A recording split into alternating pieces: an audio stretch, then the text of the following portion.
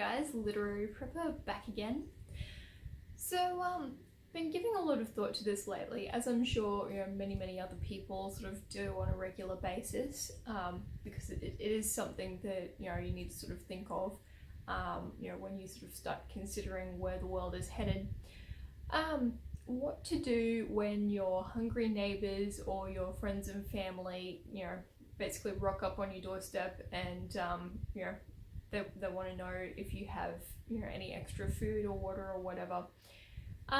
So there's a lot of people out there who take a sort of stance of I'm going to tell them to go away, they're not welcome, and there are some that take it a little bit further and say that they're going to be met with some kind of weapon and basically told that they will hurt them or kill them or whatever if they don't leave. Look, if that's your sort of plan, then good for you, but that's not really something that I can see being a very practical sort of plan for us. Obviously there are some people who have already been accounted for in our preps, sort of a couple of close friends and family who we have directly told if something happens, come to our place kind of thing. Obviously whether or not they can actually get to us is another story, but that depends on the exact sort of situation that we find ourselves in. However, there will be people who, for whatever reason, maybe they're just trying their luck to see, if you do have something, or maybe they've overheard a conversation, or, they've been saying that, oh yes, they're, preparing just so that you'll shut up at a party or something, whereas in actual fact, they have not been preparing and, they're just sort of paying you lip service, at that particular point in time. Which is frustrating as it is. There's a lot of people out there that do that because they believe that everything will continue to be all sunshine and rainbows indefinitely. So something that I've kind of been considering, because you know that it's going to happen. There are going to be people that want to sort of rock up and they want you to help them because they're in desperate times. How do we deal with these people? So obviously you don't want to welcome them in and show them everything that you have and say help yourself, mikase sukasa kind of thing. So what do we do with these people? So I found a brilliant video the other day that I was just sort of bored and clicking around YouTube. I will actually pop a link down below and I'll see if I can put one of those little bar type dealies up the top with the YouTube address. But I can't believe I'm actually going to be talking about these.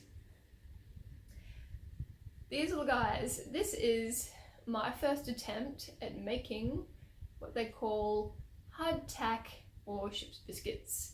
So these guys are still around, but they have been around for centuries. So these little guys apparently have been a staple for soldiers and sailors and travelers and whatever for a very long time.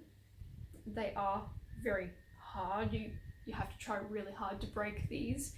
The recipe is so simple, like so simple. They do take a little bit of time to make. So basically what it is, it's flour, water, and a little bit of salt, and you sort of mix it all up, roll it out. I've got some round ones that I made that wound up being a little bit odd in shape. The rest of them I just sort of rolled flat and then just cut into strips because it was just so much easier.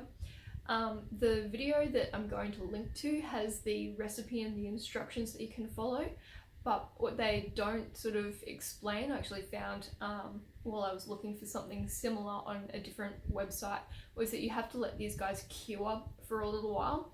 So what I mean by that is that you make them and you sort of put them out on your little cooling rack or whatever it is, and then just pop them somewhere. I've got mine in a cupboard still doing their thing. I made these about a week ago. Just make sure that they are very dry. Make sure that, you know, all of the moisture is out of them. Make sure that they are well dry. Let them sit for a period of time before you bag them up. So when, you know, I finish here, I'm going to actually be popping these guys into a Mylar bag with an oxygen absorber and one of those little packets of what do you call them? Moisture absorber stuff.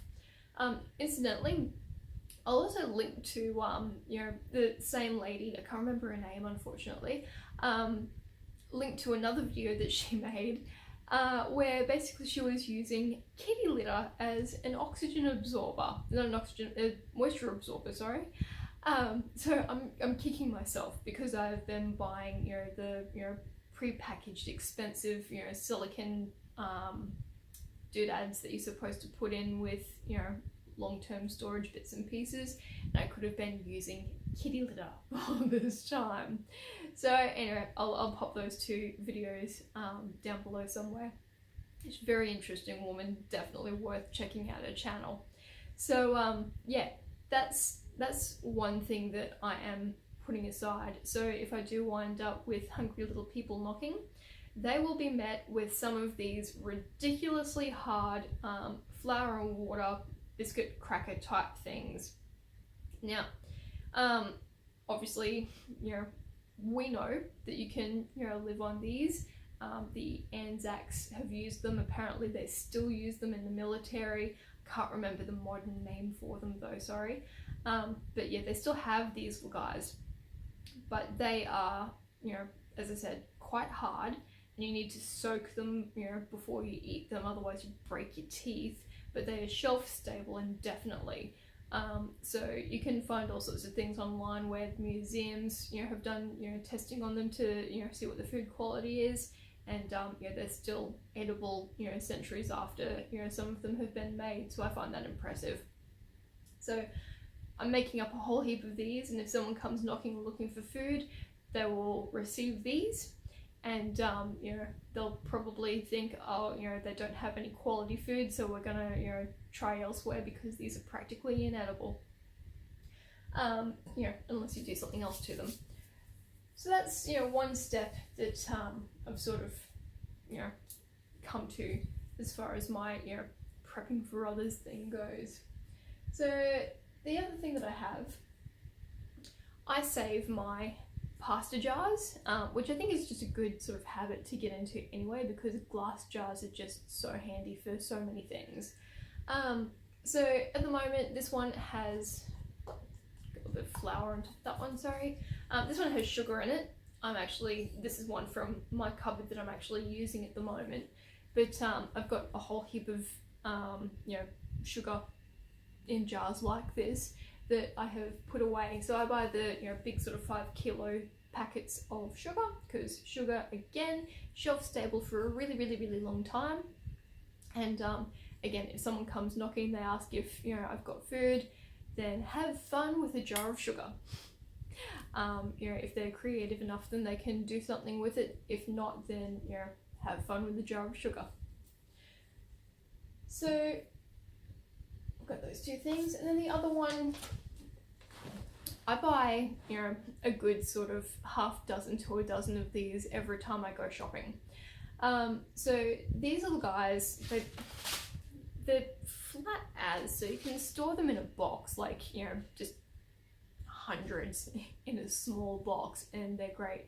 So if, you know, you are in a sort of situation where you know, food is running low and you're sort of rationing out, and maybe you only really want to sort of be encouraging people to have 1 or 2 meals a day because you're trying to stretch things as far as possible for whatever reason, you can make up one of these.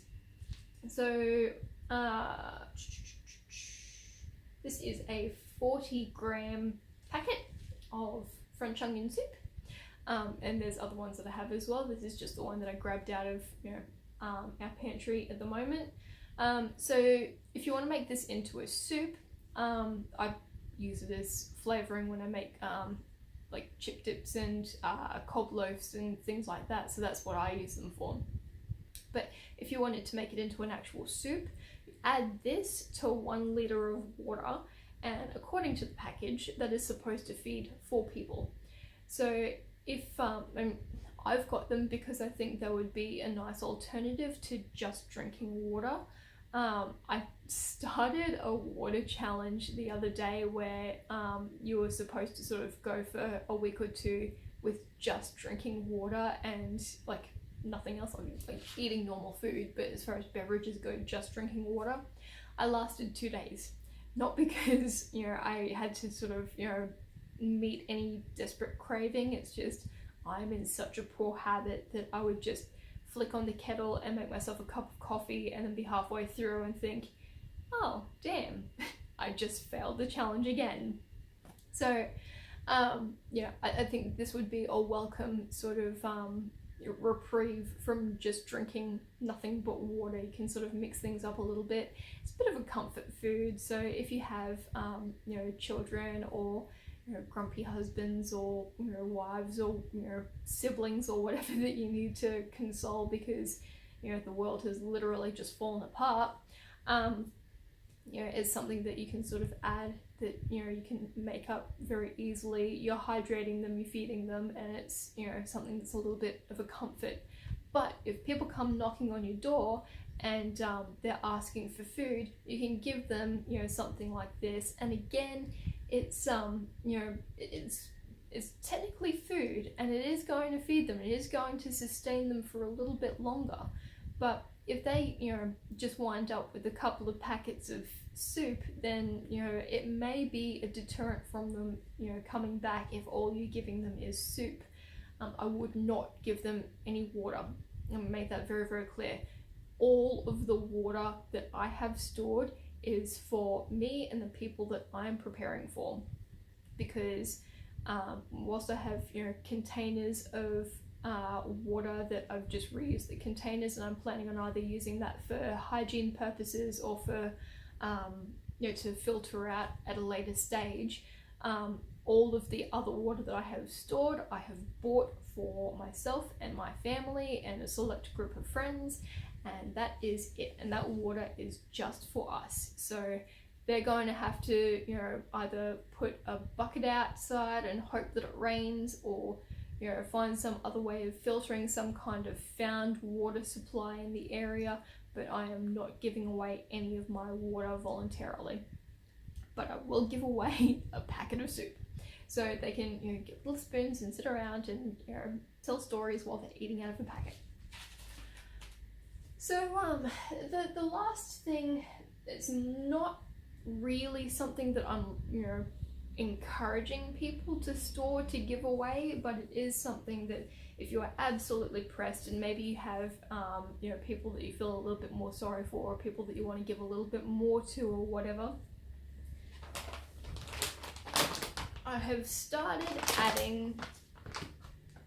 adding powdered milk to my stocks. Now I know I usually say that I like to buy the name brands of things. This is a Woolworths brand of milk, but there was a good $4 or $5 between the Woolworths brand and the name brand. There were only 2 different brands of powdered milk when I was at the shop the other day, and I chose the cheaper one because I myself am not a big milk drinker.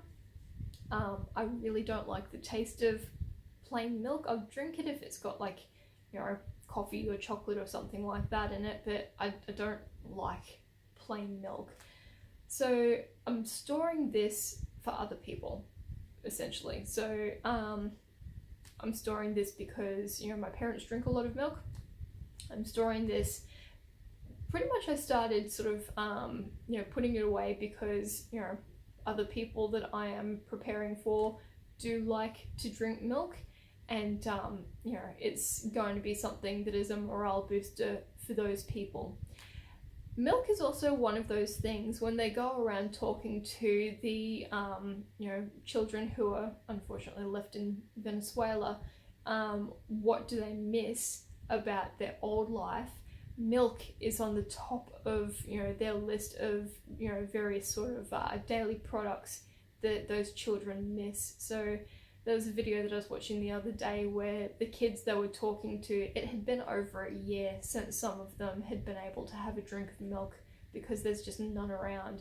So if you can keep something like this and, you know, maybe not have it as, you know, an everyday kind of thing or, you know, whatever, but milk is, you know, a relatively decent sort of whole food type product. So if you know, you want something that's just like a little sort of stomach filler between meals, or if you want something that maybe everyone's having a really crappy day and you just want, you know, a sort of general pick-me-up for everyone, if you have, you know, a family that comes knocking and you want to give them a little something to sort of, you know, send on their way that's going to, you know, fill their tummies and, you know, maybe sort of, you know, make them feel a little bit less abandoned, then, you know, definitely consider putting away some powdered milk. So this is at the moment in the packet that I bought it in, but it's not going to stay like this. So I'm going to, again, with the oxygen absorbers and the moisture absorbers, pack this into Mylar bags and, you know, pop that away. Because it's, yeah, really not something that I plan on using a whole lot. When I go to cycle it out, I'll probably just use it for baking. So where are we? This is a 1 kilo bag and it says on the front that it makes 7 litres. So once again, you need to add water to this, which, you know, again, is another reason why I'm really not excited about the idea of voluntarily giving away water. But yeah, it's something that I'm putting away as a morale booster for my people. So, as I said, I'm not a big milk drinker. I don't particularly like this stuff. So what I'm also putting aside is drinking chocolate. So unfortunately, you know, it is from the evil people at Cadbury. You know, it's good quality drinking chocolate. It actually tastes like chocolate. It, you know, comes in, again, little handy tube type thing, but I will probably repackage this because I haven't actually had a look at one of these packets for a long time. But whilst it's got a metal base and a metal top, I think it may actually be cardboard around the sides, so that will probably also wind up being repackaged into a more sort of oxygen and moisture proof container. So yeah, unfortunately chocolate is not something that is indefinitely shelf stable. I would probably say even in its current powdered form, I probably wouldn't trust it. So when I say I wouldn't trust it, I mean I don't think it would grow a whole heap of nasty sort of bacteria or whatever. It would probably, like coffee, just deteriorate in flavor. Which, you know, if you're looking at something that, you know, tastes a little bit less than what it used to, versus going with that completely, you'll probably wind up, you know, drinking the stale chocolate just for a little bit of a pick-me-up. So again, it does have, you know, extra sort of sugar and extra, you know, kilojoules or calories or whatever in it, but, you know, it's a little bit of normalcy in a little tube. So add some of that to some of your powdered milk and just, you know, mix it up.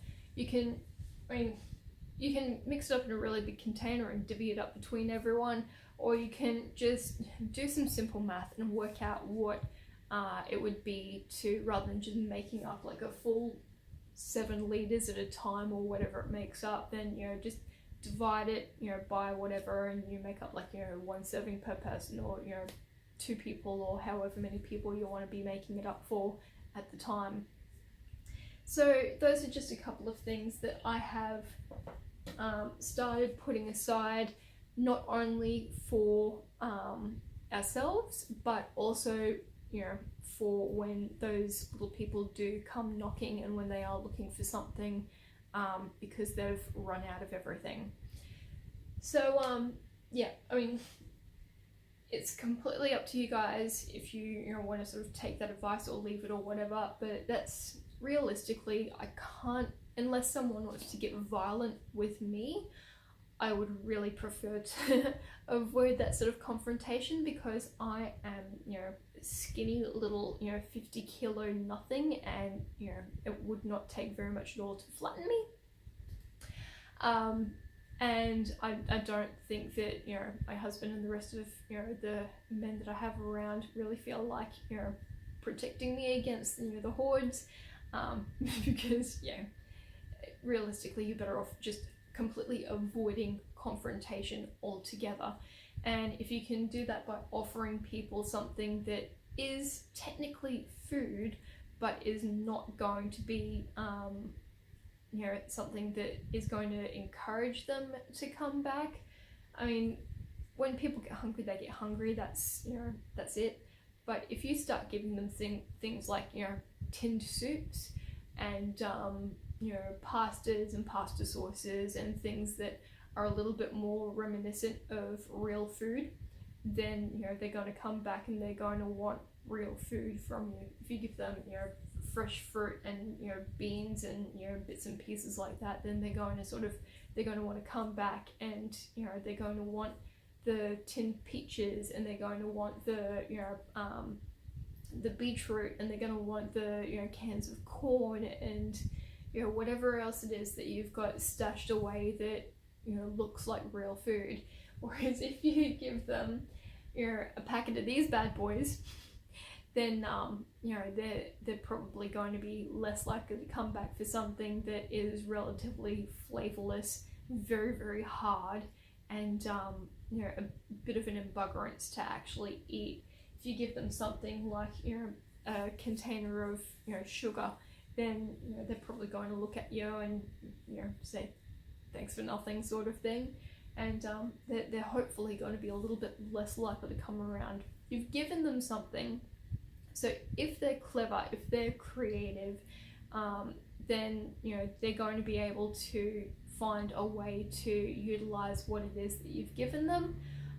But if they want a quick fix, which, you know, let's face it, that's the society that we live in today, is the quick fix sort of society, then you know, they're probably not going to be very impressed with, you know, these sorts of things that you're giving them. So yeah, just something to think about. I wouldn't necessarily put back a whole heap of milk to give out to people. You know, that is very small quantities of what I plan on giving away, and the rest of it is, you know, for us, as I said. But, you know, you can buy these for, you know, 70 cents a packet, so they're not expensive, and you can just, you know, whack a whole heap of them in a container and forget about them. And you know, that's something that you can hand out to people, and, you know, you've potentially given them something that, if they have their own water, or if they can find water, then it's something that, you know, it's, you know, something that they can add as a drink, and it's also something that is going to sustain them for a little bit longer. But, you know, they're not going to be able to survive on, you know, one packet of soup alone. There are other people out there who have mentioned things about, you know, doing up little goodie bags with different hygiene products like soaps and razors and you know, hand sanitizers and, you know, things like that. Look, it's up to you if you want to go down that road. You can be as hospitable or as hostile as you choose to be, but at some stage, you know, if something happens, we're probably going to be in a situation where you're going to have people who are going to be asking you know, for some kind of help or some kind of handout, and it's up to you how you choose to deal with that. And this is how, at this point in time, this is how I think my family will probably be handling it, giving away something but not giving away a huge amount. So if you guys have any comments on that, or if you've got ideas of your own about how to deal with this, this really is one of those topics where, you know, there's not a huge amount of information out there on how people are sort of realistically going to go about it, and I don't think putting a bullet through everyone who knocks on your door is realistic, sorry. So if you guys have comments, questions, anything like that, if you've got stories about, you know, being in any sort of situation where you've had people who have knocked on your door and, you know, either politely asked for something or demanded something rudely, then feel free to pop those down there as well. So if you found this useful, definitely share with all of your friends, and yeah, like, share, subscribe, all that jazz. If you feel like supporting this channel, you can find us on Patreon. And yeah, for now, that's pretty much what I wanted to talk to you about today. So have fun, and try to be a little bit creative with how you can sort of avoid being, you know, swamped by a zombie horde. I'll talk to you guys next time. Bye.